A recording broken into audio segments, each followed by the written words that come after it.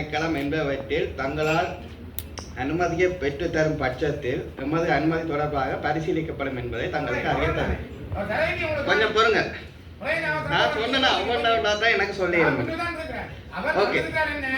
நீங்கள் இந்த அனுமதி எடுத்துட்டு வாங்க. நீங்கள் இதையும் தாண்டி நீங்கள் உங்களுக்கு இருந்த ராணுவ செல்வாக்கு, குடும்ப அரசியல் செல்வாக்கு, போலீஸ் செல்வாக்கை வச்சு கிளிநொச்சியில காணியை பதித்து எடுத்தீங்க. நான் இவ்வளவு பேருக்கு முன்னே சொல்றேன் ஐயா, இதுல இன்னும் கொஞ்சம் கதைக்க விடுங்க. நீங்க முன்னுதாரணம்.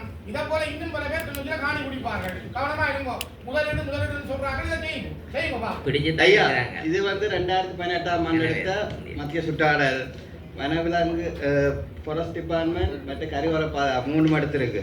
இதை எடுத்து போட்டு திருப்பி ஜிஏக்கு சப்மிட் பண்ணியிருக்கிறோம். 2000 இப்போ இந்த பிரச்சனை ஒன்று தானே. இப்போ ஒரு உண்மை இருக்குதுங்கண்ணே. சரியா, நீங்கள் கடந்த காலங்களில் சட்டவிரோதமான முறையில் தான் இயங்குனீங்கிறது அதில் மாற்று கருத்து இல்லை தானே. அதை ஏற்றுக்கொள்ளவும் முதல் சரியா. என்கிட்ட அனுமதி எடுக்க இல்லை தானே. அனுமதி எடுக்காதனால தானே இப்போ இன்னைக்கு எல்லாமே எல்லாம் அனுமதி கொண்டாந்து கொடுக்க வேண்டிய வந்திருக்குது. அதை ப்ளீஸ் ஏற்றுக்கொள்ளுங்க. ஒன்று. ரெண்டாவது, கடந்த காலத்தில் நீங்கள் இருந்தீங்களா இல்லையாங்கிறதால